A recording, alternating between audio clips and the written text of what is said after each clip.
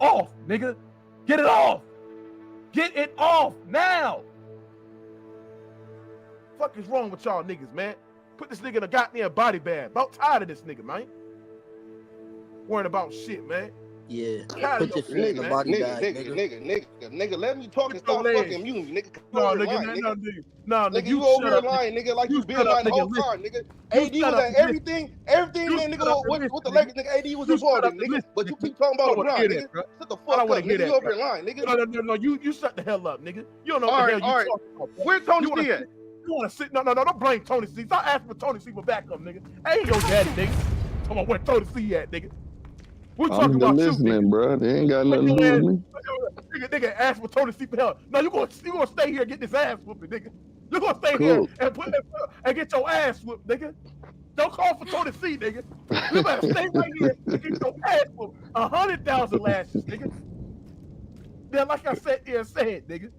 Cause I agree, that nigga shoot like ass. You gotta hold on. You gotta understand this, Westside, EBT Westside. That nigga asked for all that shit, nigga. You want to reflect the AD, nigga. Have they built around AD, though? Have they built around AD? Has AD been out of position, Tony C? Yep. Okay, then, nigga. They built it for LeBron James needs, nigga.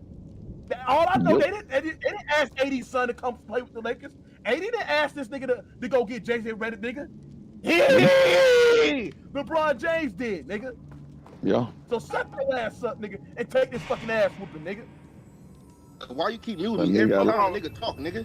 You gotta learn how to shoot. You just keep talking, nigga. You don't let nigga get a word out, nigga. No, that's some loser shit, nigga. Because you over here lying, nigga. Fuck you talking about, nigga. Facts, bro. You over here lying. You not speaking no facts, nigga. Watch your mouth. AD wanted to hear me cook this bisexual, limb by limb. Everybody, go join Playback right now. The link is below, bro. Join Playback right now, ASAP. Sign up for Playback to continue to cook this bisexual. Because I got more licks for this nigga. See, I'm gonna beat his ass till he's done, nigga. I'm gonna beat his ass till he's done, bro. I'm done with this nigga, bro. Y'all go join Playback right now, nigga. Now, let me go cook your ass, nigga. Let me go cook your ass right.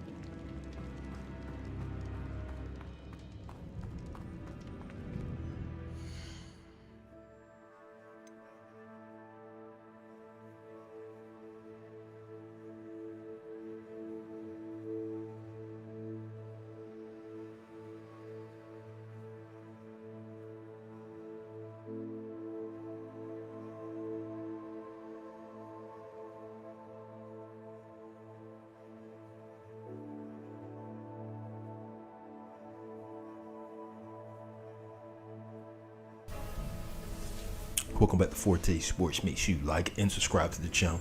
Leave a like for the algorithm that does help the channel grow. So Bronny played in his third game. He didn't play in the second game. They say it was sore knees. A lot of us feel like they was probably trying to cover up for Bronny because he didn't have a good performance in the first game. The third game was no better. 3 points. 3 points. That was all he can muster up. Now, I'm gonna repeat myself to some of these people who come and say we're hating on Bronny. I do not blame Bronny for what's transpiring right now. He did not put this pressure on himself. I've been saying this. Rich Paul and LeBron have forced this young man into this league, knowing that he's not prepared, he's not ready. And he went late second round. He's gotten all this coverage, and it's not panning out. And a lot of people keep saying, what did y'all expect? He's a second round pick.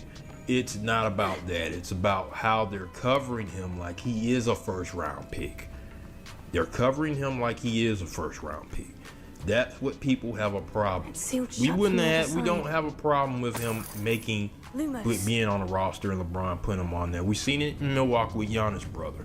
But the constant just putting him all over the social media and I'm always talking about him.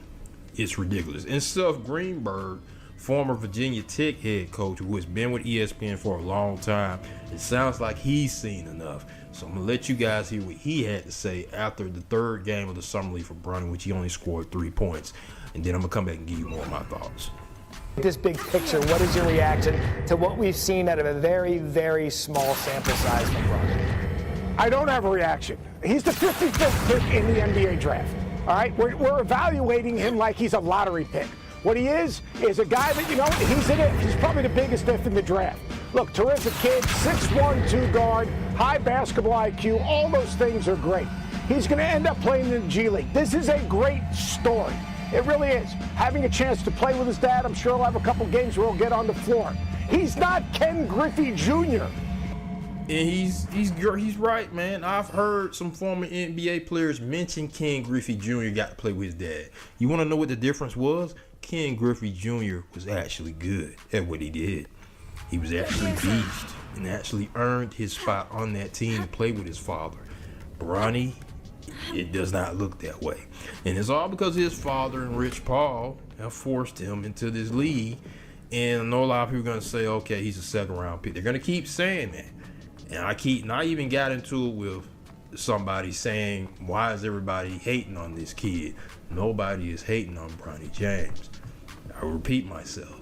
With them covering him like he's a 1st round pick. You've even heard Seth Greenberg mention this. He's a 2nd round pick. He needs to be treated like one. Don't stop covering him all the time. Yes, he is LeBron James' son, but he has not earned his way onto this roster. He's giving it. They're giving it to him. And he's getting exposed for it. And teams are going to keep, other players are going to keep coming after him. They're going to come after him. You better believe that. You didn't earn this spot. You know, like I said in the previous video, you can get away with it in the front office or putting them on scout team, coaching staff. But when it comes to you got to get on the court and prove yourself, other players are going to come at you and see what you're about. But post comments, let me know what you guys think about this situation. Kudos to Seth Greenberg for calling it out, man. I appreciate more people who calling it out while they're covering this young man. And it's nothing against him. It's just the media and his father who's putting this pressure on him. But post comments, make sure you like and subscribe to the channel. Get you guys later.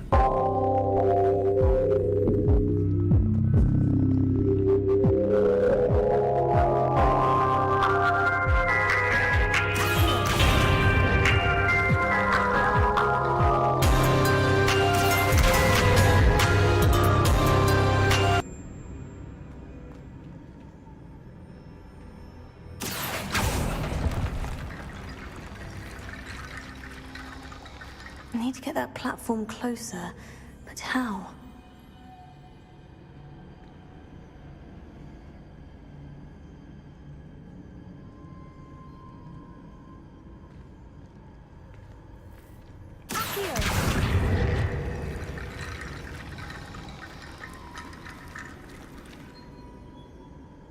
Leviosa! Accio!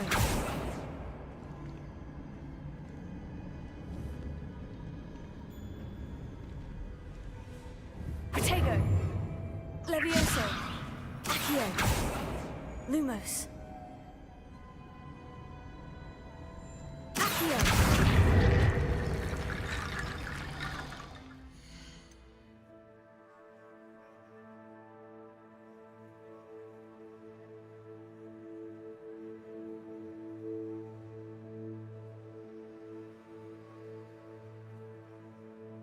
Welcome back to another episode on the MLD Balls page. In today's video, we're going to be talking about how scary the Memphis Grizzlies are going to be next season, man. Perhaps Accio would help.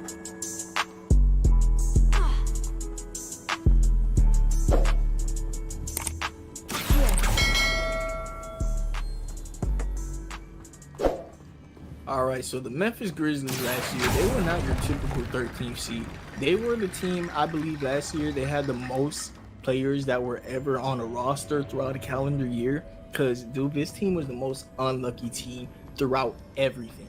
I mean, let's just talk about the last time we saw a healthy Memphis Grizzlies. That was in the playoffs against the Lakers, where Dylan Brooks was poking bears, you know. Dylan Brooks was out there poking bears. John Morant was out there dropping 40, and Jaren Jackson was blocking, having a block party. I think that's when Jaren Jackson won DPOY. So that Memphis Grizzlies team, when they were healthy, they had a lot of promise. Desmond Bane, didn't even mention him. Now that team has had a gap year where a lot has changed, but the core is still intact. So now you have G.G. Jackson, who's going to be in that core.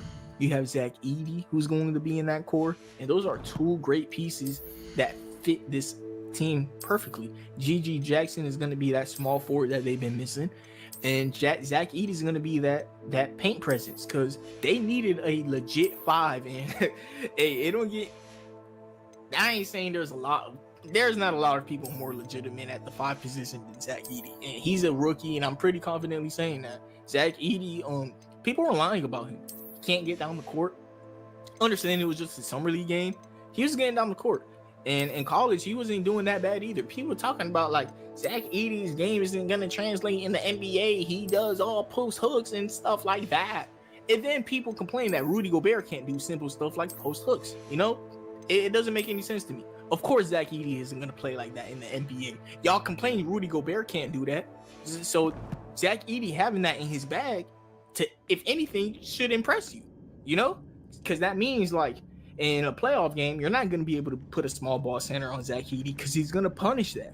He's going to punish any small ball lineup. So that's a good thing that Zach Edey has post game. I don't know how people could look at him having a post game and looking at negatively. I don't get that. Either way, Zach Edey is one of the best screen setters. And one thing that John Morant loves him, that boy John Morant love him a screen setter. And if you know about Steven Adams, you know him and John Morant, they was a nice duo in the pick and roll game because of how good of a screener Steven Adams is. Watching Zach Edey, he is creating so much separations on screens for Scottie Pippen Jr. And that boy have so much work, so much room to work with. I could imagine what John Morant's gonna do with that, you know? A guy who gonna be averaging multiple rebounds, or I said multiple, double-digit rebounds. He gonna be having a block party some games, and he gonna be able to just finish in the paint. There's no problem with that. Zach Edey also has shown promise as a shooter. He is a decent shooter, I believe. I will double check that just to see what his free throw shooting stats is. That's something that I personally like to look at to see how much promise somebody has as a free throw shooter. It kind of shows, like, you know, what the basics of your form, you know. But Zach Edey, man, that was an amazing draft pick and home run pick by the Grizzlies, because he could have legitimately been one of the best college players of all time. People don't understand what Zach Edey just did at Purdue. He averaged 25 points, Down I go. 12 rebounds. No other way. How many blocks? 2 blocks? That is super impressive, man. On 62% from the field, dude. That is super impressive. His free throw percentage was 71, and it was 73 last year. 71 his rookie year at Purdue. Or rookie year is a funny thing to say, but 71 his first year, and he did have a year where he shot 65. But you know, his shooting is mid, and as a 7'4" center, that's cool to have a mid form. You know, he's a mid shooter. This is a good thing. He's 300 pounds. He's gonna be most games Zach Edey's on the court. He's gonna be the biggest player on the court. 7'4", 300. He's gonna be the biggest player on the court a lot of it. And Jaren Jackson is gonna be right next to him. When we look at Jaren Jackson, his biggest weakness is being the biggest guy on the court. Yeah, he's super good defensively, like as a roamer and as a help side defender. But when it comes to being the drop player, he fouls a lot, and he doesn't grab rebounds. Hey, Zach Edey, he's gonna grab rebounds, and he's gonna also be a very big presence with block shots. So you're gonna have 2 of those guys. That's nice. And Jaren Jackson also, he improved as an individual player because of that. He would have to have the ball in his hands more. He had higher usage rates. He's shown that he's not the number 1 option, of course, but he's gotten better at playmaking slightly. I'm not saying that Jaren Jackson is going to be this 7 assist guy. No, but he'll be 3. You know, cool. He's a power forward. Gigi Jackson, I would prefer Gigi on the bench and trading Marcus Smart for like the perfect fit at small forward, so I can just make this the best starting 5 in the NBA. But you know, up to the Grizzlies, because Marcus Smart, him starting at small forward and making the backup point guard throughout the game, that's also true. You know, you have your first rotation be like John Morant on the bench. You put in Marcus Smart at point guard and you slide to small forward. That's not terrible. It's not terrible at all. You could be a playoff team with that. And when I say playoff team, I mean top 6 seed.